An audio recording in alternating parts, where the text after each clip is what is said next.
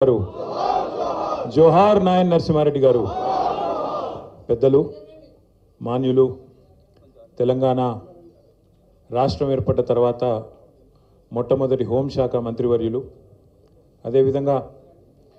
కేసీఆర్ గారి నాయకత్వంలో దాదాపు 22 ఏళ్ల పాటు నిర్విరామంగా ఒక పెద్దన్నలాగా కేసీఆర్ గారికి ఎప్పటికప్పుడు అండగా ఉంటూ ధైర్యాన్ని నూరిపోస్తూ ఎప్పుడన్నా చిన్న చిన్న ఎదురు దెబ్బలు చిన్న చిన్న అపజయాలు ఎదురున్నప్పుడు కూడా మీరు ధైర్యంగా కొట్లాడాలి మీ ఎంబడ మేమందరం ఉన్నామని చెప్పి ఎల్లవేళలా ఒక బలాన్ని ఇస్తూ నడిపించిన మంచి మనిషి చిన్నపిల్లాడి మనస్తత్వం ఎప్పుడు చూసినా ఎప్పుడు కలిసినా నవ్వుతూ అంటే తాను దాదాపుగా 7-10 వయసులో పడ్డాక కూడా ఒక చిన్నపిల్లాడిలాగా నిష్కల్మషంగా ఎన్నడు కలిసినా ఎక్కడ కలిసినా మరి చిన్నపిల్లలతో పిల్లల్లాగా కలిసిపోయే ఒక మంచి మనస్తత్వం ఉన్న నాయకుడు చూడడానికి వస్తాదులాగా మరి పెద్దగా కనబడ్డ మనసు మాత్రం వెన్నలాంటి మనసు కలిగిన నాయకుడు నాయని నరసింహారెడ్డి గారి 85వ జయంతి ఈరోజు తెలంగాణ భవన్లో ఇంతమంది వారి మిత్రులు వారి అభిమానులు వారి సహచరుల సమక్షంలో జరుపుకోవడం ఒకవైపు చాలా బాధ అనిపిస్తున్నా మరొక వైపు వారి ఆత్మ ఎక్కడ ఉన్నా తప్పకుండా శాంతిస్తుంది అనే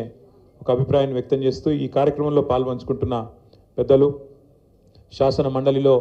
ప్రతిపక్ష నాయకులు ఉద్యమ సహచరులు గౌరవనీయులు శ్రీ సిరికొండ మధుసూనాచారి గారు గౌరవనీయులైన ముషీరాబాద్ శాసనసభ్యులు పెద్దలు వారి మిత్రులు ముఠా గోపాల్ గారు గౌరవనీయులు మాజీ మంత్రివర్యులు మహమూద్ అలీ గారు మాజీ మంత్రివర్యులు శ్రీనివాస్ గౌడ్ గారు మాజీ మంత్రివర్యులు పువ్వాడ అజయ్ గారు అదేవిధంగా గౌరవనీయులైన ముషీరాబాద్ నాయకులు ఎంఎన్ శ్రీనివాస్ గారు మన్నించాలి మాజీ మంత్రివర్యులు పెద్దలు దయాకర్ రావు గారు ఇంకా పేరు పేరున మన మాజీ శాసన మండలి సభ్యులు అన్న కర్ణె ప్రభాకర్ గారు ఇంకా ఎమ్మెల్యే కుత్బుల్లాపూర్ కేపీ వివేక్ గారు ఇంకా పెద్దలందరూ చాలామంది ఉన్నారు వారందరికీ మాజీ శాసనసభ్యులు ఉన్నారు అదేవిధంగా నియోజకవర్గాల ఇన్ఛార్జ్ ఉన్నారు కార్పొరేటర్లు ఉన్నారు ఇంకా చాలామంది మాజీ కార్పొరేషన్ల చైర్మన్లు ఉన్నారు అదేవిధంగా మన నాయన్ నరసింహారెడ్డి గారి కుటుంబ సభ్యులు వారి కుమారుడు నాయని దేవేందర్ రెడ్డి గారు అదేవిధంగా వారి అల్లుడు సోదరుడు మాజీ కార్పొరేటర్ శ్రీనివాస్ రెడ్డి గారు ఇంకా మిత్రులు పేరు పేరున అందరికీ నమస్కారం నాయన్ నరసింహారెడ్డి గారి గురించి ఒకటి కాదు రెండుగా చాలా విషయాలు చెప్పాలంటే వివరంగా చెప్పాలంటే చాలా ఉన్నాయి వారితో పాటు కేసుల్లో కూడా మేము కలిసి తిరిగేది రైల్వే కేసుల్లో తర్వాత ఉద్యమ కేసుల్లో వారు నేను అదేవిధంగా పద్మారావు గారు ఇంకా కొంతమంది మేము మౌలాలి రైల్వే స్టేషన్లో రైలు రోకోలు చేసినప్పుడు ఉప్పల్లో రాస్తా రోకోలు చేసినప్పుడు ఉస్మానియా యూనివర్సిటీ కాడ మాణికేశ్వరి నగర్ బస్తీ కాడ గొడవ పోయినప్పుడు మా మీద రకరకాల కేసులు అప్పటి కాంగ్రెస్ ప్రభుత్వం పెట్టింది సో ఆ కేసుల చుట్టూ తిరుగుతున్నప్పుడు మన ప్రభుత్వం వచ్చిన తర్వాత వారు హోంమంత్రిగా ఉన్నారు నేను ఒకరోజు అడిగిన అన్న ఎత్తే రాదే మనం మీరే హోంమంత్రి మరి మీరు ఎత్తైపోతే ఇంకెవరు ఎత్తేయాలి మా మీద అంటే వెంటనే డీజీపీని పిలిచి కేసీఆర్ గారు చెప్పినారు వెంటనే అన్ని కేసులు ఎత్తేయాలని చెప్పి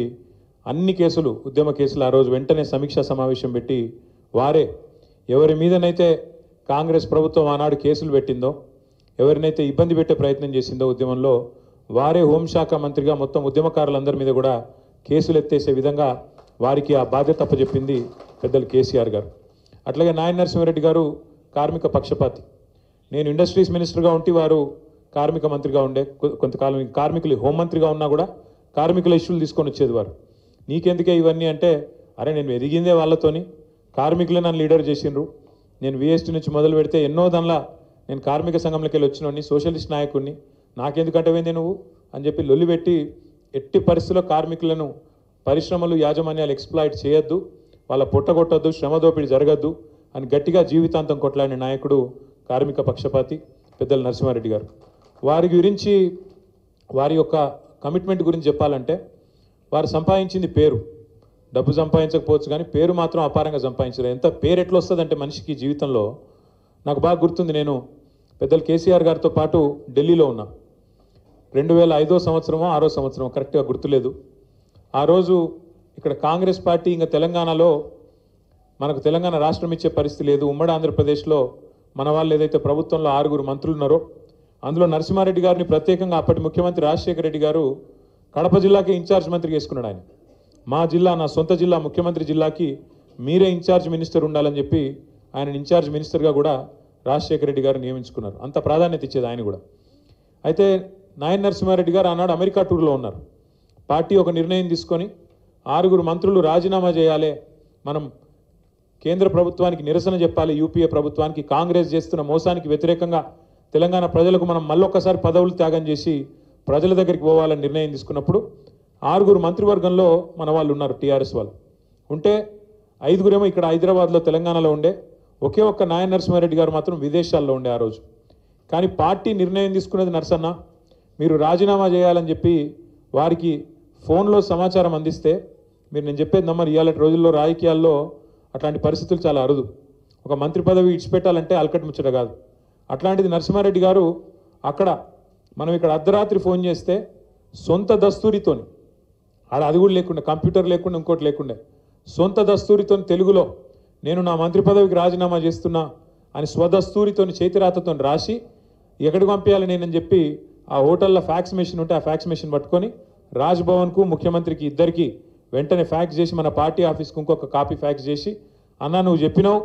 కేసీఆర్ గారికి ఫోన్ చేసి అన్న నువ్వు చెప్పినావు, ఇగో నేను 5 నిమిషాల్లో రాజీనామా చేసిన అని చెప్పి అమెరికాలో ఉంటే కూడా వెంటనే 5 సెకండ్లు కూడా ఆలోచించకుండా మంత్రి పదవిని అట్లా తీసి పారేసిండు నాయన నరసింహారెడ్డి గారు. అంటే అంత గొప్ప వ్యక్తి. సోషలిస్ట్ ఉద్యమంలో, కార్మిక ఉద్యమంలో, తెలంగాణ ఉద్యమంలో ఒక ఉద్యమ నాయకుడిగా, ఒక ఉద్యమ బిడ్డగా ఎదిగిన వ్యక్తి నాయన నరసింహారెడ్డి గారు. ఆనాడు 2001 సంవత్సరంలో పార్టీ పెట్టిన తర్వాత హైదరాబాద్లో మేయర్ ఎన్నికలు కొట్లాడాలన్నప్పుడు,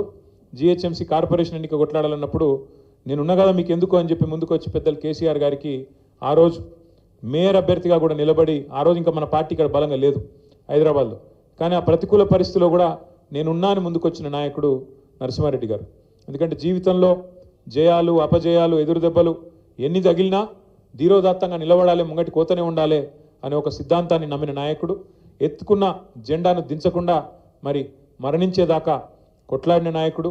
కేసీఆర్ గారికి ఒక అన్నగా, నరసన్నగా కేసీఆర్ గారు ఎప్పుడు పిలుచుకునేది.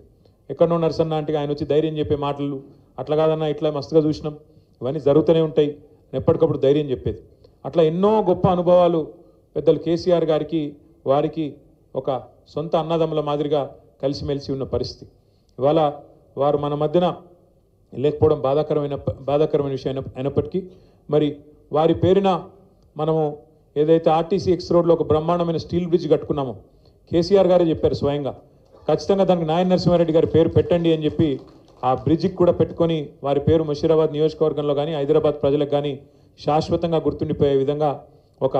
ఉక్కు మనిషికి ఉక్కు బ్రిడ్జి ఆయన పేరు పెట్టడం సముచితంగా ఉంటుందని చెప్పి ఆ స్టీల్ బ్రిడ్జికి కూడా వారి పేరు పెట్టుకున్నాం. అట్లాగే వారి కుటుంబానికి కూడా పార్టీ ఖచ్చితంగా అండగా ఉంటుంది. వారు దేవేందర్ రెడ్డి గారు కానీ, శ్రీనివాస్ రెడ్డి గారు కానీ, వారి కుటుంబ సభ్యులు కానీ కరోనా సమయంలో ఎంత ఇబ్బంది పడ్డారో, ఎంత